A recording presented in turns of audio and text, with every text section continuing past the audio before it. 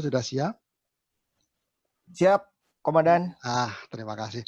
Mungkin teman-teman bisa dibacakan CV beliau. Beliau Dr. Widodo adalah peneliti madya di tempat kami, paling senior.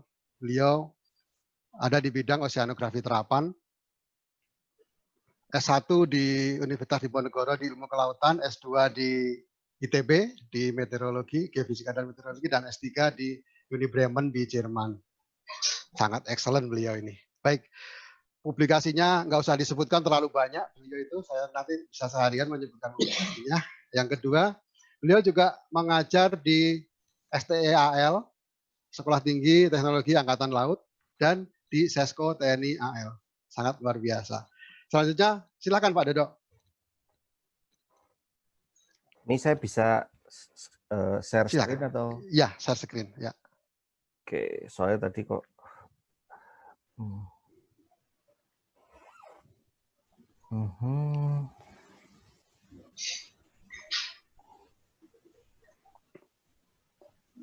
Oke, terima kasih Pak Triyono. Saya juga ingin menyapa rekan-rekan saya nih, Prof. Dedi Aduri. Ketemu lagi. Siap, Mas Wid. Ya, saya sama Prof. Dedi ini satu komunitas nih di Tamrin School. Beberapa kali juga kalau seminar bareng. Oke, karena waktunya singkat, maka saya akan memberikan hal-hal yang mungkin lebih gampang gitu ya, karena saya sendiri juga masih dalam taraf belajar ini terkait dengan sampah laut. Jadi ibaratnya masih belajar, maka saya menggandeng teman-teman yang memang jago-jago di bagian riset sampah plastik. Ini ada Om Dwi Yoga Nugroho, dia ahli pemodelan milenial yang dipunyai Pusat Riset Kelautan hingga saat ini. Ada Om Aulia Farhan, ada Om Anwar Rizal, ini juga cukup banyak riset tentang sampah plastik. Ini ada Mas Budi Gunadarma, ada Pak Noir Purba dari Unpad, ada bimbingan saya Yusra Hayati yang barusan lulus dengan Pak Luki Adrianto, ada Mas Medi, ada Bunikan dan Mas Eris. Jadi ini memang sampah ini kayaknya lokal, tetapi perlu penanganan yang regional dan bahkan internasional karena dia udah dampaknya lintas batas gitu. Nah, bagi yang belum pernah tahu siapa sih Pangeran Orm Marius atau Ocean Master, nah, hari gini nggak tahu, mesti nggak pernah lihat nonton bioskop berarti gitu kan. Nah, Pangeran Om Marius itu adalah ini dia ya. Ya, jadi dia adalah adik tirinya dari Aquaman. Nah, di sequel Aquaman itu ya Pangeran Marius itu marah karena orang-orang di darat itu menumpahkan semua sampah dan lain sebagainya ke laut. Nah, ini kan keren ini. Jadi ini adalah suatu ide yang sangat bagus ditampilkan sebagai film. Nah, seperti yang tadi telah ditekankan bahwa jangan-jangan nanti pada tahun 2050 jumlah ikannya itu kalah dibandingkan dengan sampah plastik di laut. Nah, di sini seperti yang dibilang oleh Mas Arief Gunawan ya pada Jakarta Post tahun 2017. Ini yang kemudian menjadikan kami melakukan riset-riset terkait dengan makroplastik dan mikroplastik, tapi dengan dana yang seadanya. Bahkan mungkin hanya modal semangat saja gitu ya. Pada tahun 2015 sampai kemudian akhirnya 2019 kami menerbitkan paper gitu bareng-bareng gitu, bahwa kita mencoba melakukan simulasi sampah-sampah dikeluarkan dari semua sungai yang ada di Teluk Jakarta, termasuk yang dari Sungai Citarum di daerah Muara Gembong. Nah, hasilnya sangat menarik. Pada bagian yang keluar dari Sungai Citarum, itu ada dua trajektori atau dua lintasan. Ada yang bergerak ke arah timur ketika musim barat, tetapi tetap ada yang bergerak masuk menyisir ke pantai utara Teluk Jakarta. di sini ada dua mekanisme yang bekerja. Yang sampah makroplastik yang bergerak ke timur itu karena dorongan oleh angin. Memang waktunya kalau musim barat itu angin dari arah barat menuju ke timur. Nah, tapi mengapa ada yang keluar dari Citarum, dia malah justru menyusur masuk ke Teluk Jakarta? Karena di sini ada kopling dari pasang surut. Pasang surut adalah kental sekali akan berlaku di daerah yang berupa teluk. Gitu. Nah, kemudian setelah sampah-sampah tadi ada yang nyangkut di daerah pertengahan gitu ya. Ketika musim timur berlangsung maka dia akan terdorong semakin malah ke arah timur gitu kan. Nah, hal yang menarik adalah arus di sekitar pesisir utara Jakarta itu adalah lebih rendah daripada kalau sudah keluar dari teluk. Hal ini kemudian akan menambah suatu fenomena yang unik gitu kan. Begitu katakanlah ditambahkanlah bangunan ya, bangunan seperti model pulau-pulau reklamasi itu justru kemudian akan menambah menambah perlan dari alus, kemudian sampah-sampah itu juga akan lebih mudah dia tersangkut atau terdampar. Ini adalah kondisi misalnya semua di full dibikin reklamasi, kemudian sampah masih keluar dari Sungai Citarum. Ini pada saat musim barat, ini pada saat musim timur. Gitu. Jadi pada saat musim timur terlihat akan semakin banyak sampah yang tersangkut, yang kotak-kotak warna-warni itu yang merupakan dia semakin banyak tersangkut. Gitu. Nah, kemudian sebetulnya kalau kita lihat bahwa dari pengamatan kami bahwa sampah itu ada dua nih. Ada yang memang dia menyisir atau menyusur di pesisir utara Jakarta atau pantai utara Jawa, tetapi ada juga dia yang berada di agak jauh nih dari pantai. Ini contohnya adalah hasil studi terakhir dari mahasiswa kami yang baru lulus saja S2, dibimbing bareng dengan Prof. Luki, dengan Prof. Maya gitu ya. Nah, dia di sini di Pulau Tidung ya. Di Pulau Tidung ini adalah dia tempat lokasi wisata. Tetapi dia juga selain dia juga mempunyai sampah, dia juga mendapat kiriman sampah karena posisinya persis di ya katakanlah di Laut Jawa gitu kan. Nah, hal yang menarik adalah kita lihat di sini, kita coba melihat mengevaluasi gitu kan, membandingkan berapa sih sampah yang dihasilkan dari masyarakat domestik dan masyarakat turis yang masuk. Kita lihat di sini. Yang menarik adalah ketika musim barat. Ketika musim barat, turis lebih sedikit, tetapi sampah lebih banyak. Nah, di sini bukan berarti ada anomali di situ, bukan. Tetapi ketika musim barat, banyak sekali sampah-sampah yang tidak bisa terangkut oleh kapal-kapal pengangkut sampah yang dioperasionalisasi oleh Pemda Provinsi DKI karena gelombangnya tinggi, jadi kapalnya terlambat ke sana, gitu. Jadi sampahnya tetap ditumpuk dulu. Selain itu juga bisa mendapatkan kiriman dari jauh lewat arus. Nah, kemudian bersama dengan ini ada Pak Noir, ada mahasiswa kami, kemudian ada Mas Rektor Agung Damar Sakti dari Umprah gitu ya, ada lagi Pak Dekan Yudi Nurul Iksan dari Unpad juga. Kita juga melakukan research gitu, mereview sebetulnya sejauh mana sih penelitian sampah di Indonesia itu sudah sampai mana dan sudah sejauh apa. Kita bisa melihat di sini bahwa sebetulnya masih sedikit lokasi yang dikaji. Nah, yang ondol-ondol buletan besar itu adalah yang lebih banyak dikaji. Apalagi yang di daerah seputar Jakarta gitu ya, pantai utara Jawa Barat sampai Teluk Banten. Nah, itu yang paling sering. Sama yang di Bali. Di Bali itu juga sudah sering. Nah, ini semoga gitu ya, ke depan gitu ya, itu kita bisa melaksanakan yang lebih banyak lagi gitu. Jadi tidak hanya di kota-kota yang besar saja gitu.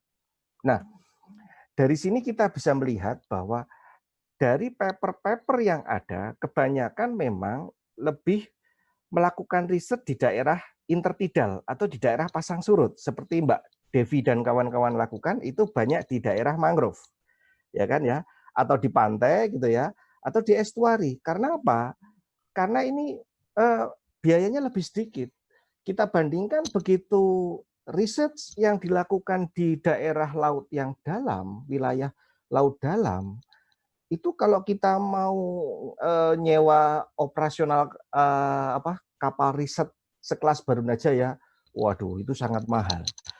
Itu kalau 2013 katakanlah misalnya satu hari itu butuh sekitar 200 juta rupiah hanya untuk operasional BBM saja, belum logistik dan lain sebagainya.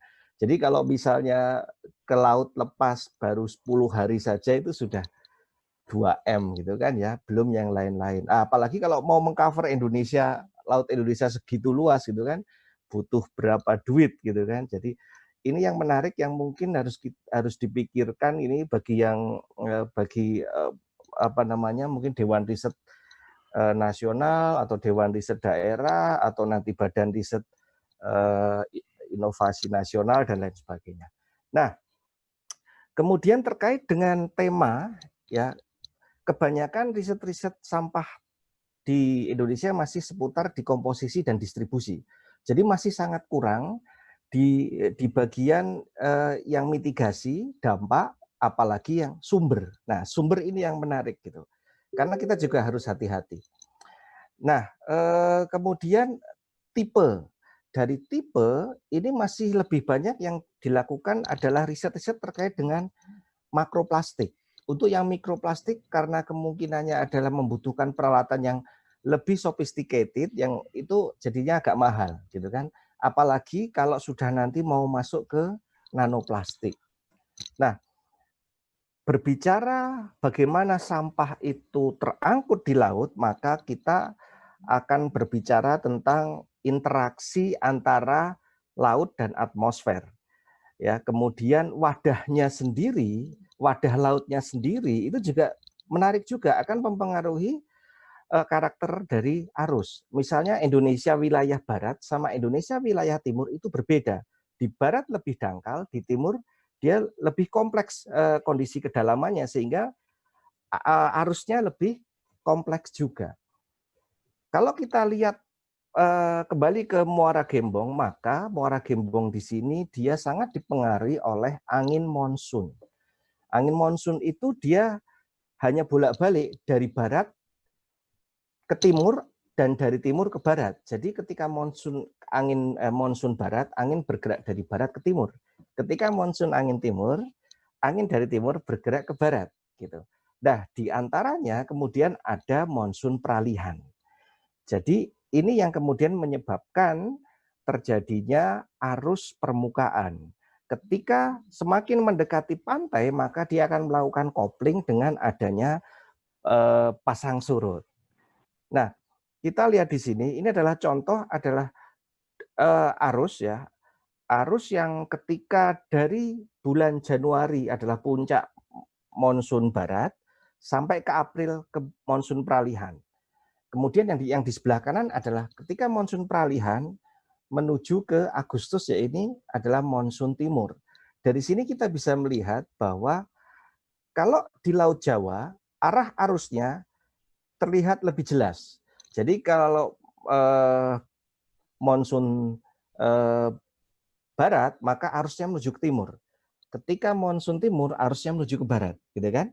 Nah, yang kompleks adalah ketika di selatan Jawa, barat Sumatera, ini akan kompleks karena di sini begitu banyak fenomena interaksi laut dan atmosfer, maka kita bisa melihat di sini banyak sekali arus pusaran, gitu ya.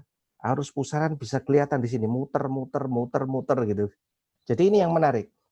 Nah, dari sini kemudian kita coba simulasikan.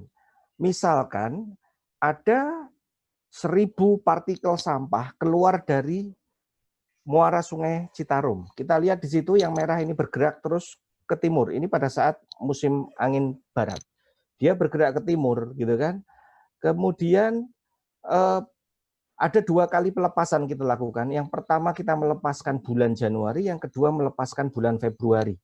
Nah, begitu semakin banyak yang dilepaskan, ya, kemudian ada yang lari ke Laut Flores, tetapi dia juga ada yang dibelokkan, ya, masuk ke Selat Lombok, masuk ke Laut Bali, jret gitu. Jadi kalau pernah ada kasus misalnya suatu tahun 2017 kalau nggak salah saya lupa, di Kuta tiba-tiba banyak sekali sampah berserakan di pantai gitu. Jadi ini bisa saja arahnya dia datang dari arah barat gitu kan. Nah, jadi kita bisa melihat di sini selain yang merah tadi adalah dia masih terangkut oleh arus, tetapi kemudian yang hitam-hitam ini adalah probabilitas atau kemungkinannya si sampah-sampah tadi tersangkut atau terdampar di darat. Nah, ketika terdampar di darat, ini yang kemudian menarik. Apakah dia kemudian di situ ada lamun? Apakah di situ kemudian ada mangrove? Maka ketika surut dia akan semakin tersangkut di